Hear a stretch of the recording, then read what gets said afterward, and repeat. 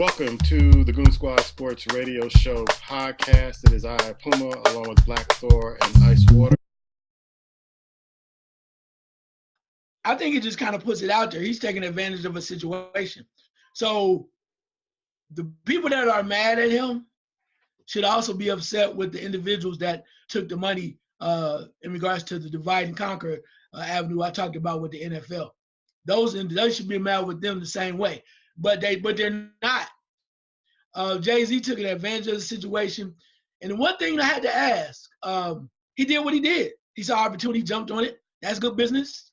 Say what you want to. I don't know what he's going to do in regards to affect social change by doing what he's doing, but maybe he has a trick up his sleeve. I have yet to see it. I will say this, what I do find ironic, and I think the one thing that has come out and nobody really has an answer, I haven't received one yet, that satisfies me, is the fact that now that Kaepernick still doesn't have a job, people are throwing the question out there is, was this movement about Kaepernick's job, having a job, or was it literally about the social injustices of African-American men and others being shot, unarmed people being shot in the streets? Which one was it? Because now that debate is out there. Like, it's more about Kaepernick getting a job, and if he doesn't get a job, it's like, oh, this is not, the movement's not moving forward. Well, you know, it's interesting because I think Colin Kaepernick brought it to the forefront. Mm-hmm. And with all respect to him, I think once he got it there, I don't think he knew how to push it past there.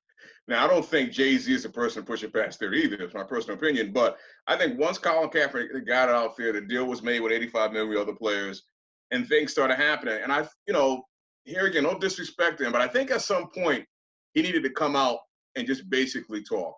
It needed to be talked about and say some things, because what happened is people started talking for him, started doing things around him. And his playing, to me, at this point, is not even really an issue. And I know people want to get a job. I think we might agree on this. The last 2 years Kaepernick played, he was not playing, he was not balling. So that's part of the reason why he didn't get a job as well. But again, owners did decide not to hire him. But the point of Jay-Z, and I think the reason why, and I find this interesting, but a lot of people are not saying this. When Super Bowl came up last year, when they came to him and Beyonce to perform, he turned them down, and he told other performers, do not take the Super Bowl show. Now, if you do that, and if you walk around a Colin Kaepernick shirt when you're saying this, you can't come back 5 months later and take the money and run with it, bro. Yeah. And act like there's no more time. And that's the big kickback, is that you told everybody else, don't take the money, don't go there, perform, until Colin Kaepernick get a job. And then you want to sit there with Roger Goodell and act like, okay, it's good now, I got mine, so we can move on. So I'm tired of people acting like, I understand he got the music portion. I did that. But don't kind of try to sell to me something about Jay-Z and NFL is going to take social change, do something great in America. I just don't see it, and I don't buy it. Now, if it happens, I'm grateful for it. But to me, that's the BS part of it. When you're really acting like he's going to step in and do something on social change, this man never had an agenda on social change. Never, in my opinion. Basically, other than putting a microphone in his mouth, I just don't get it. So if you want to do the NFL halftime show and you feel good about that, that's fine.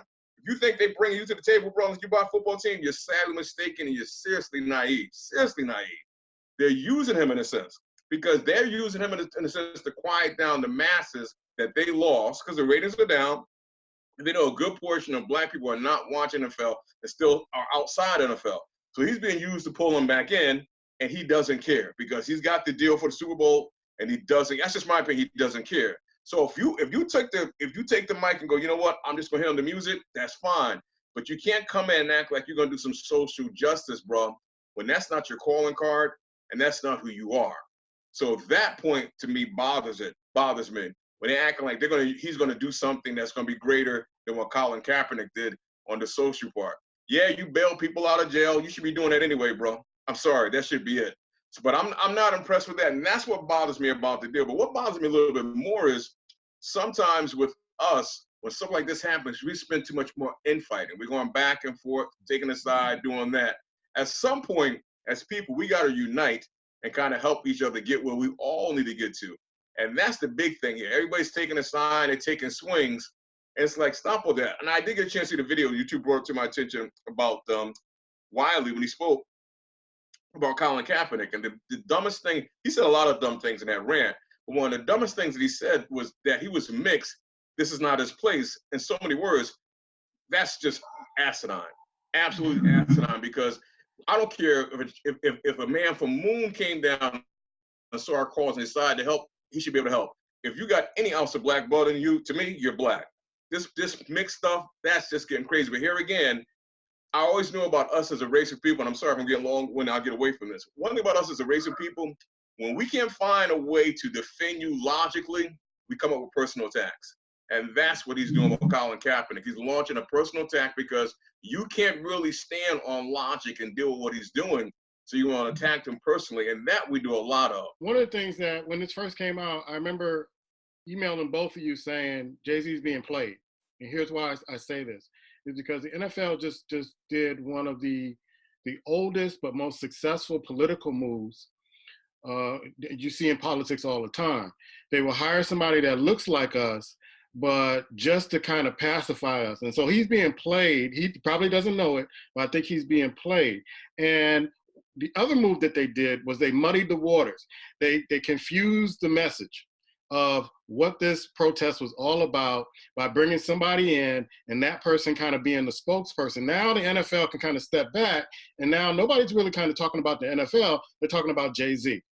And now he's the guy, he's the lightning rod, and what he did as far as not accepting the Super Bowl last year or not going to the Super Bowl, all this other stuff. And now it's causing confusion, and they do it to us all the time. So the NFL, I don't know who's part of their marketing or whatever, but it was a brilliant move to kind of muddy the waters, because now it's leaving folks in a situation where it's like, okay, what do we do now? Because you got somebody that we admired that we thought was a person that's going to fight in the struggle. Now he's bought out. He's bought out. Now you got Colin Kaepernick over here. And to me, I said this last year, he shouldn't be, I don't want him to play in the NFL ever again. He's going to be bigger outside the NFL than in the NFL.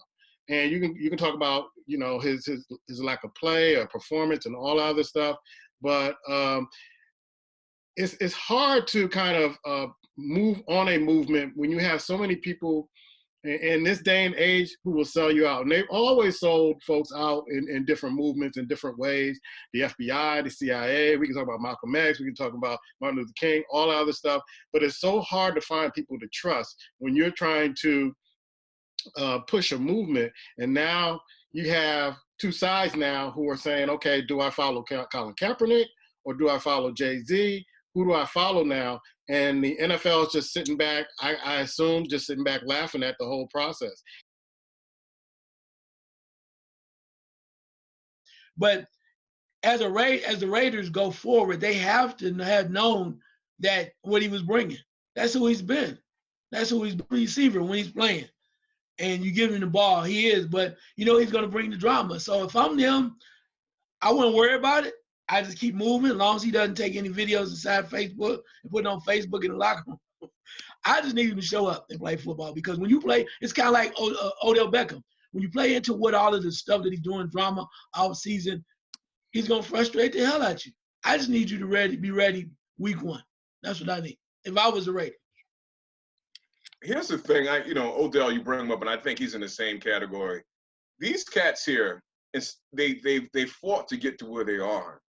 And they realize that if you make noise, money will come. Endorsement, all the stuff will come if you kind of make noise. So I think with Antonio Brown now, I think his goal and what he wanted to achieve in football has been done, bro. He's gotten paid. You know what I mean? He has the numbers. He's probably going to the Hall of Fame. I don't think he's big on winning the Super Bowl. Man, when I think about Antonio Brown, I think about, man, this is what the Pittsburgh Steelers have been dealing with for the last few years, and we had no clue. Still, a lot of this falls in Jameis Winston's lap in regards to being a playmaker. He has to do that. If he does not, particularly with all the changes, if he's really serious about it, I think he's a decent quarterback. I think when everything is right, but now we got to quit saying what we think of, and we need to see some actual performance on the field to back up what we've been, all of the accolades we've been giving these. Another name of a quarterback I should have thrown out there came in at the same time Jameis Winston's. Mariota's another one. I just don't think these two have it, man. I don't think they have it. I don't think they worked on their craft. Jameis Winston should have been working with someone all season. I don't think he would probably work with anyone. And it's like I see no growth at all. I just don't. I know I threw Cam Newton's name out there because I say it's a make or break year for him. People aren't really saying that, but if you think about Cam Newton, since he's been to the Super Bowl and since he's won the MVP, he's only had certain spurts of playing well. And they brought in what they figured was a good offensive coordinator to work with him. He's gotten hurt, but at some point, if Cam has to, in my opinion, he has to get back to doing what he's doing. I know they don't want to keep him in the pocket and not get him hurt, but Cam was successful to me when he was able to kind of take off and be Cam Newton. As soon as they kind of shut that down, he's kind of been shut down. Your reaction? Yeah, well, I mean, I understand that, but he's older and he can't run like he used to. I think he's still, I agree with you. When he's able to move, he's more dangerous. But I think with him being the quarterback that we know he can be talent-wise, right, he has to be a smarter quarterback because now you have weapons. Before it was like, oh, man, Benjamin's dropping the ball. We know about that whole fiasco before. But now you have McCaffrey, who's a hell of a pass catcher, and now Curtis Samuel from The Ohio State University starting to show his wares, along with a few other receivers. So now you have a tight end. So the thing is, stay safe, Cam. There's going to be time when you can run, okay? There's going to be time they're going to need him to run. But he now has to use, in my opinion, the talents around him. Otherwise, it's going to be the same way it's always been, bro. You know how that is. Guys don't block to a point. He gets hurt. He falls down, out for the rest of the season, out for 6 games. They can't afford that anymore because now somebody has to provide. They need answers, and somebody's head might be on the platter. And more likely, if it's not Cam Newton's, it's going to be Ron Rivera's. Yeah, I think Ron Rivera, if they don't have a good season this year, I think he's definitely out. I was kind of surprised he made it back last year. I think the only thing that helped him last year is that Cam Newton was played hurt, and they lost the games. They kind of used it as a buffer and an excuse, but I think at some point you got to start looking at Ron Rivera. That team has some talent around it, but it's like the same thing every year. I mean, I would like to see him run just a little bit more, but protect himself when he does run. In the past, he basically kind of took on hits, and I think he can protect himself because I think Cam Newton, he reminds me of a Maserati in a sense. You got to drive it, bro. You just can't go to the stoplight, put the brakes on. You got to let that car run. You got to let it go. And it seems to me the more they put the brakes on him, the more he's just not being himself. You got to let him get out there playing. I thought that even happened in the Super Bowl. I thought in the Super Bowl they kind of took basically away who Cam Newton is and allow him to kind of basically stay back there, and they teed off on him. So at some point, you got to allow him to be who he's been his entire life and his entire career. The NFL preseason, as you know, just passed. Or we got one more week, I believe, or some more games just coming this weekend to play. And they've been talking about basically extending the league, taking away 2 preseason games. But I heard this the other day, and this really, to me, is the reason why I don't think preseason is going anywhere. The NFL owners make the same money for preseason games that they do for regular season games. The owners. The players get paid $1,000 per game. So if you look at that for 4 games, that they're making the same money that they're making the owners I'm speaking of, and you're paying the players less, why would you kill preseason? Why would you kill it? There's no incentive to kill preseason for owners. Your thoughts, Ice? Well, I mean, you're absolutely right. Everybody knows that because they tell you out the box if you're a season ticket holder or if you want to buy season tickets, they make you pay the same price for a preseason ticket that you would for a regular season ticket, knowing that you're not going to see the top guys or the front line, the first string for like maybe 30 seconds. So why would they kill it? But I think part of it too is if the money's the same, right? The money's the same, then I think that's why you had to add 2 more games. You had to add 2 more games.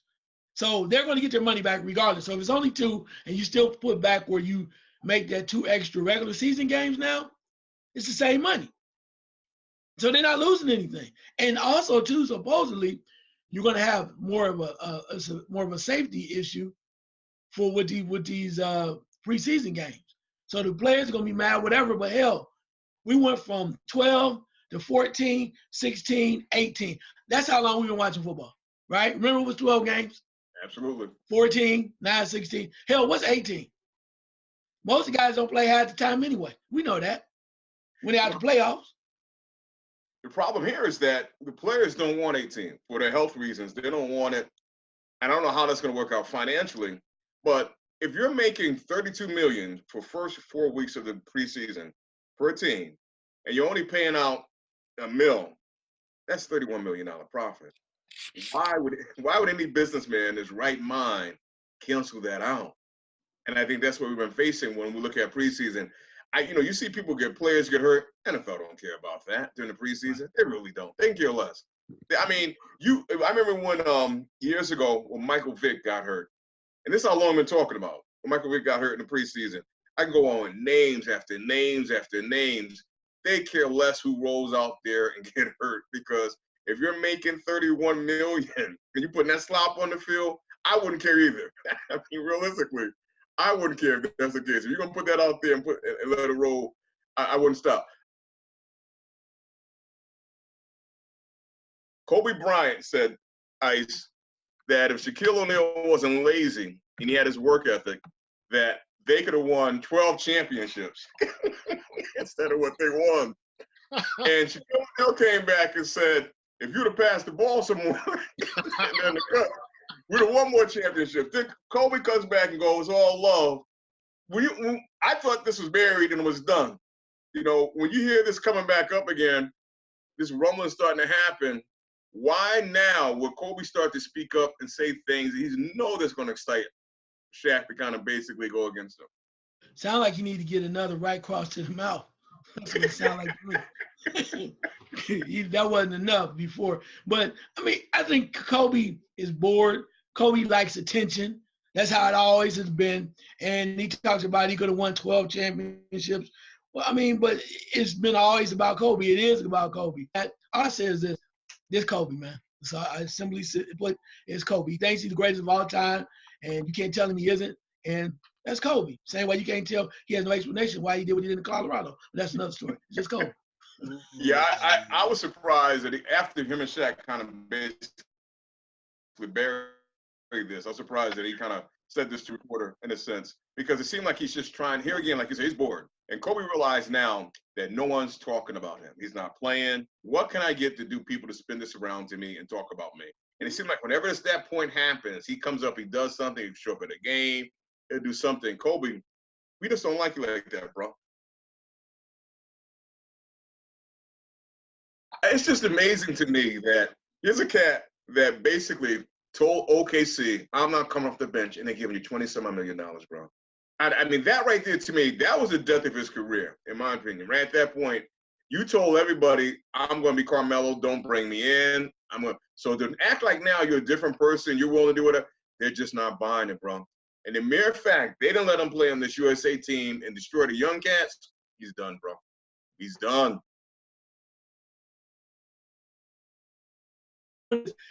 You go back 26 years from 79 to 80 when Magic came into the league until when the Miami Heat won the championship, only 7 teams won a title. What the hell else were the other general managers doing? 7. Yeah. 7. How many teams in the league? Yeah. So don't be mad at the players. Hell, what was you doing? I've been mad as hell if I was in Cleveland. Anyway, I gotta say something for overtime. Check us out, overtime. Let's go. Come check us out.